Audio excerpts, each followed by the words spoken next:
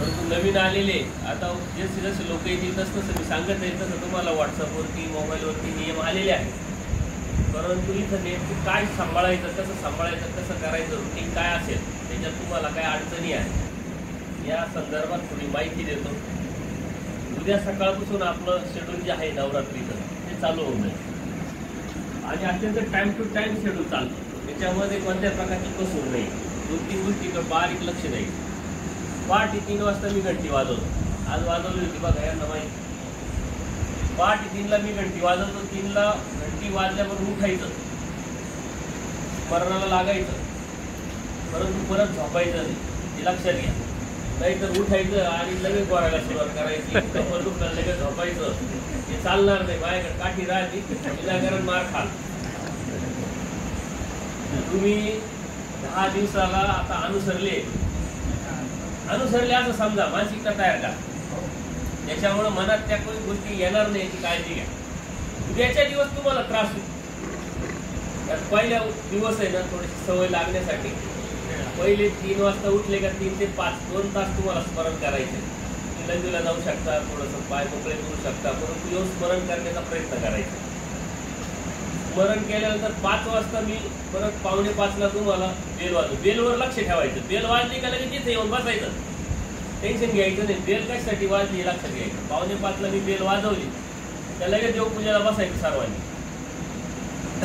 आता वेळ कमी लागेल, देवपूजेला माणसं कमी आहे.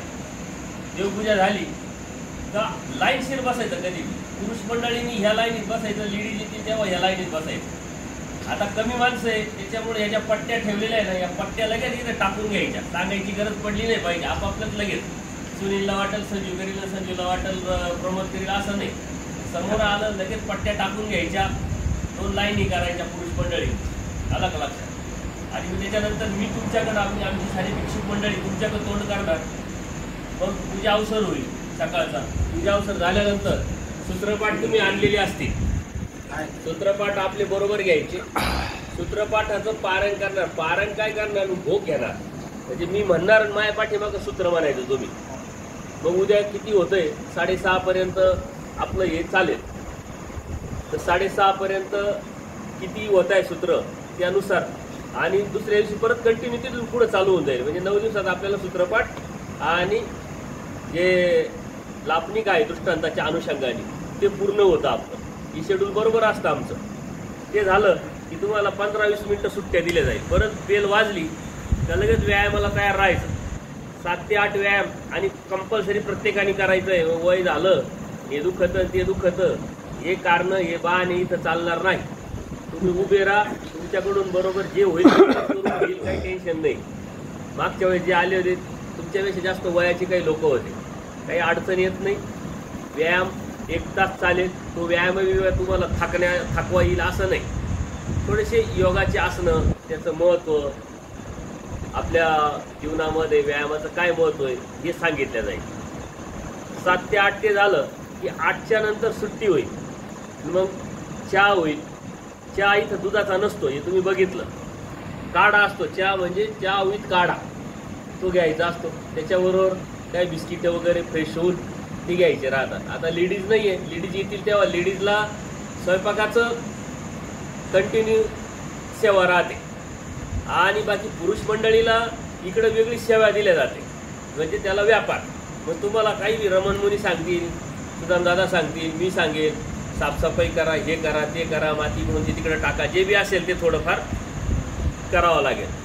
परत 9:30ला बेल वाजेल. 9:30ला येऊन लगेच आपल्या लाईनीत बसायचं. 9:30 ते 11 पर्यंत, म्हणजे 1.5 तास माझं सत्र आहे स्वतःच. आलं का लक्षात. तुम्हाला खूप जड वाटणार नाही, डोक्यावरून जाणार नाही. अशा पद्धतीनं ब्रह्मविद्या शास्त्राचं महत्त्व, आपलं महत्त्व, परमेश्वर, या 4 पदार्थाच्या अनुषंगाने वेगळे विषय घेऊन आपण पुढं सरकणार आहोत.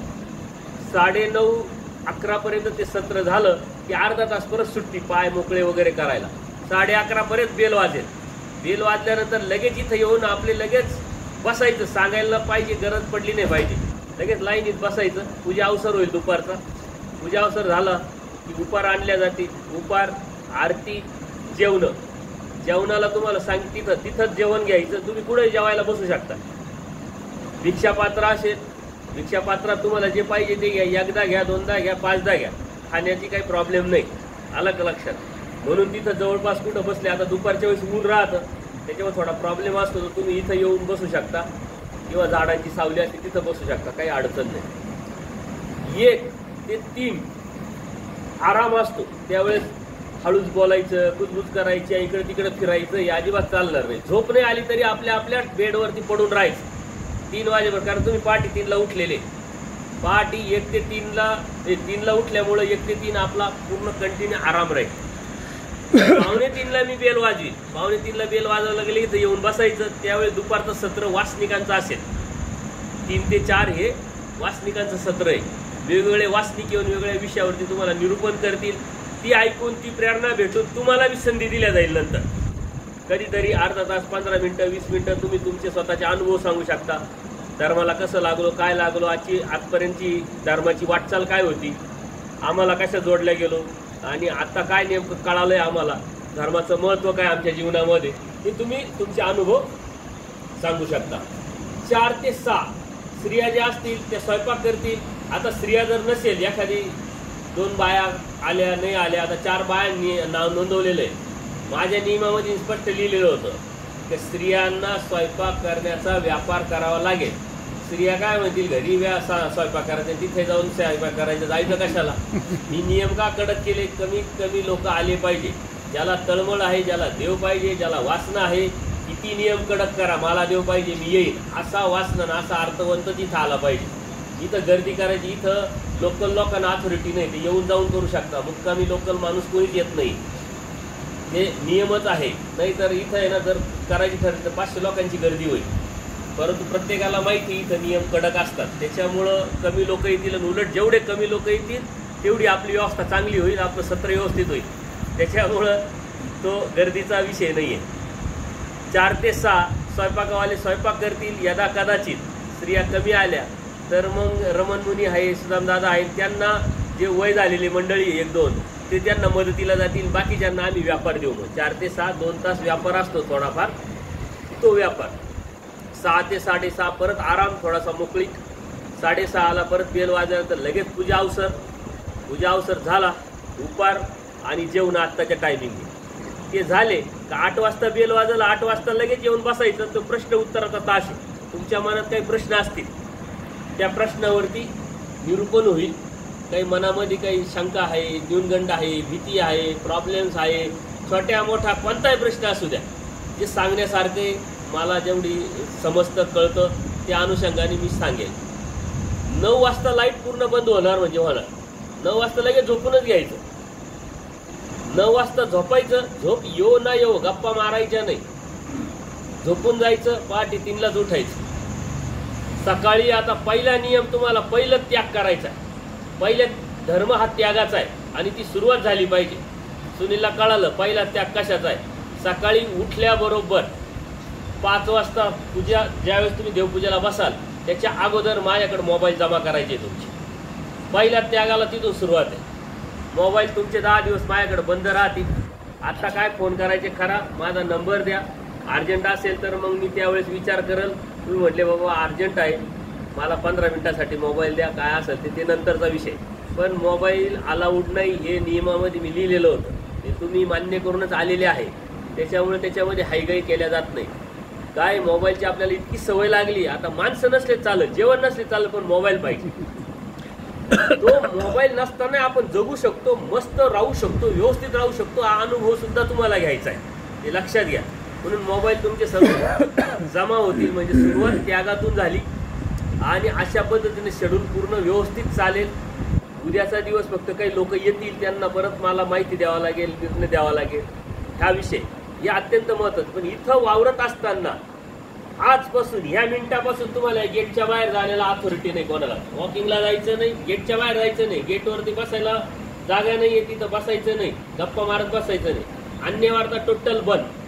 आता जे एका गावचे ना त्यांनी कट्टी घ्यायची. आता थोडक्यात तुम्ही मित्र आहे ना, तर 9 दिवस तुम्ही बोलायचं नाही.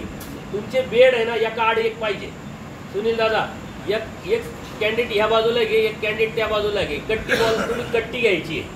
आता नांदेडचे एकच मेंबर आहे त्याच्यामुळे विषयच नाही आहे. या आता प्रमोद दादा बरोबर सज्जन दादा आहे, ते सेवेच्या अनुषंगाने तेवढंच बोलणार आहे. आपल्याला एवढी सवय झालेली आहे आपल्या माणसाची आणि पहिल्या सूत्रातच आपण आउट होऊन जातो. तर ती सवय मोडण्यासाठी, आंतरिक जो मनातून भाव येतो जाण्यासाठी या गोष्टी टाळायच्या आहे. जेवढं गरजेचं आहे तेवढंच बोलायचं आहे. अन्य वार्ता, घरचे विषय अजिबात काढायचे नाही, मनातही येणार नाही. याचा विचार करायचा, याचं चिंतन करायचं, न येण्यासाठी प्रयत्न करायचा. न येण्यासाठी काय प्रयत्न करायचा आहे? तुमचा व्यापार चालू आहे, काम चालू आहे, जे बी आहे ते स्मरण करायचं. ज्यावेळेस सत्र चालू असतं त्यावेळेस गाठी करायची नाही, पूर्ण एकाग्र देऊन ऐकायचं. नाही तर सत्रही चालू आहे, गाठी मनी ओढायचं काम चालू आहे, ते दोन्ही कामं होती नाही. पूर्ण एकाग्र द्या, जिथं आहे तिथं पूर्ण वेळ द्या, त्या वेळेचा पूर्ण सदुपयोग करून घ्या आणि पूर्ण आपल्या पदरात पाडून घ्या. हा पहिला गोष्ट. दुसरी गोष्ट, लघवी वगैरे कुठेही काय, आता जंगल आहे, मोकळी जागा आहे, चला कुठं, असं नाही. बाथरूममधलं बाथरूममध्येच काम करायचं. हे आश्रम आहे, इथं पवित्रता राखायची, ते उद्योग झाले नाही पाहिजे. संडासला गेलं तर ऑलरेडी सांगायची गरज नाही, पण तरुण मान भावना सांगावं लागते, मान भावची शॉकात ठीक आहे. संडासला गेल्यानंतर भरपूर पाणी टाकायचं. परत जाताना चप्पल बाहेरच काढायची, बिगर चप्पलचं आतमध्ये जायचं. पायावर पाणी टाकून मग बाहेर यायचं. वाटलं असतं बाहेर आल्यावर पाणी टाका, काही प्रॉब्लेम नाही. त्यांनी काय होतं की आपल्या चप्पलला खडे, माती लागलेली असते, ती आतमध्ये जाते, त्याच्यावरती जास्त पाणी लागतं. त्याच्यामुळं जे आता इंग्लिश टॉयलेट आहे त्याच्यामध्ये जास्त पाणी लागतं, ते लक्षात द्या. नाही तर आपण काय करतो, तेवढ्यापुरतं टाकतो, निघून येतो, परंतु ते तशीच घाण राहते.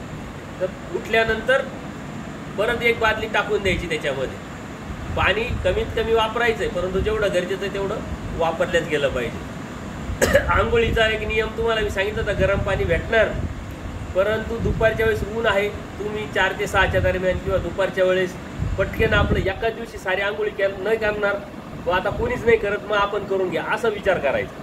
परंतु अर्जन्सी असेल आणि जमतच नाही बाबा, थंड पाण्याने त्रास होतोय, आजारी पडू शकतो, सर्दी होऊ शकते, तर त्याला गरम पाणी भेटत. फक्त त्यांनी सांगायचं, त्याच्यामुळे तो काही प्रॉब्लेम नाही आहे. फक्त आपल्याला ती सवय लागावी. आश्रम पद्धत काय आहे, साधना काय असते, आश्रमात आपल्याला भविष्यात जायचं आहे, तर ती सवय लागावी यासाठी हे नियम आहे. म्हणजे व्यायाम कंपल्सरी, मोबाईल अलाउड नाही, गेटच्या बाहेर जायचं नाही, कुठंही कोणत्याही प्रकारची गोष्ट करायची नाही. आपलं ताट इकडं धुवा, इकडं धुवा. हा जो नळ आहे हा पाणी पिण्यासाठीच वापरा. जिथं नळ आहे तिथं शक्यतो बेट टाकू नका, म्हणजे कोणाला त्रास होणार नाही याची काळजी घ्या. त्याच्यामुळे याच्याबद्दल काही तुम्हाला शंका असेल तर विचारा. या नियमामध्ये काही तुम्हाला फेरफार करायचा आहे तर हे विचारा, काही अडचण नाही. कारण आज फक्त तुम्हाला हे नियम सांगितले, उद्या काही लोक येतील त्यांना मी परत रिपीटही करीन, किंवा तुमच्यातल्याच एखाद्याला मी सांगायला लावेल का नियम सांगा. आता तू काल ऐकले ना, तर ती एक प्रॅक्टिस आहे तुमची.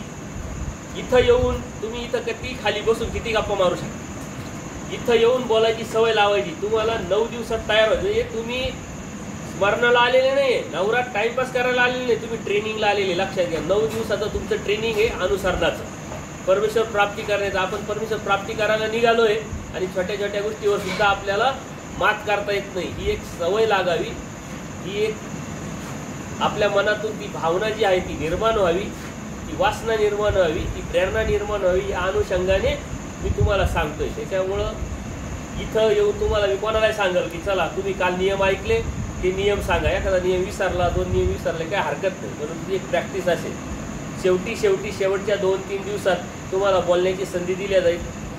तुम्ही तुमचे धर्माला आलेले अनुभव, इथून मागचे अनुभव, इथं आलेले अनुभव, नंतर काय करायचे या संदर्भात तुम्ही तुमचे मनोगत व्यक्त करू शकता. कार्यक्रम कंटिन्यू लाईव्ह असतो, त्याच्यावर तुम्ही जे बोलतात ते ऑल पूर्ण महाराष्ट्र ऐकतो. इथं माणसं नाही आहे, इथं कमी दिसतील तुम्हाला, तर जेव्हा सत्र चालेल ना तेव्हा भरपूर ऐकतात. ते तुम्हाला माहितीसाठी सांगतो, त्याच्यामुळे माणसं नाही असं समजायचं नाही. आलं का लक्षात? पूर्ण महाराष्ट्र आपलं ऐकतोय आणि आपल्याला महाराष्ट्राला सांगायचं आहे असं म्हणून आपली भावना तयार करायची. काही अडचण आली, आजारी पडले, डोकं दुखतंय, काही प्रॉब्लेम आला, इथं आल्यानंतर आता तुम्हाला प्रॉब्लेम येणारच नाही. आणि आलाय बी ना तर भोगून निमन व्हायचंय. आणि आता मरत चांग, आता इथं जर गेले ना तर तुम्ही अनुसरून गेले हे लक्षात घ्या, पदरात पडल तुम्हाला. त्याच्यामुळे ती वासना करायची का देवा घेऊन जा एकदाचं, काय कोणी वाट पाहणार नाही, आम्हाला त्रास होईल थोडंसं, तिकडे बॉडी पाठवणं, इकडे बॉडी पाठवणं, माणसांना कळवणं, काय टेन्शन घेऊ नका. आता मरत चांग, इथं मरायला यायचं. देव प्राप्त करणं म्हणजे मरणं. आलं का लक्षात? जगण्यासाठी नाही. त्याच्यामुळं इथं गर्दी कमी दिसेल, परंतु त्या वासनेचे त्या हेतूचे लोक यावेत, ती आर्तता असावी. अशाच लोकांना आता बरेचसे लोक आज रात्री निघतील, उद्या सकाळी येतील. आता मागच्या वेळेस सुनीलनी सांगितलं, सुनील म्हणे मागच्या वेळेस त्यांनी मला फोन केला, म्हणलं आतील 5-25 लोक. त्याला वाटतं काही भीती नाही, 5-25 आहे मग अडचण नाही. पण इथं आल्यावर तर 2च जण आले होते. त्यांनी आता सांगितलं, त्यांनी आईला फोन केला, बाबा खोटे बोलले म्हणे, 25 लोक रे, आम्ही 2च आहे म्हणे. आणि नंतर एवढी गर्दी झाली काही तर फार जवळजवळ झोपावं लागलं. 15-1 बाया होत्या, माणसं 20-1 होते. नंतर ते 40-45 पर्यंत गेले. नंतर वाढत राहतं. तर यावेळेस मी नियम लावला होता 50चा वयाचा. काही लोकांनी विनंती केली, मग 10 वाढून घेतले. आता काहींनी आणखी नाही विनंती केली का बाबा आम्हाला या भाऊ. आता एजबार झाले, परंतु आहे ना तळमळ, या काय हरकत नाही. तर उद्देश काय असतो की तुम्हाला ते करता यावं, कोणत्या प्रकारच्या तक्रारी नसाव्या, काही प्रॉब्लेम येऊ नये, अडचणी येऊ नये, आपल्यामुळे दुसऱ्याला त्रास होऊ नये, हा त्याचा उद्देश असतो. बाकी टाळण्याचा काही उद्देश नसतो. त्याच्यामध्ये काही कोणाला शंका असेल तर सांगा.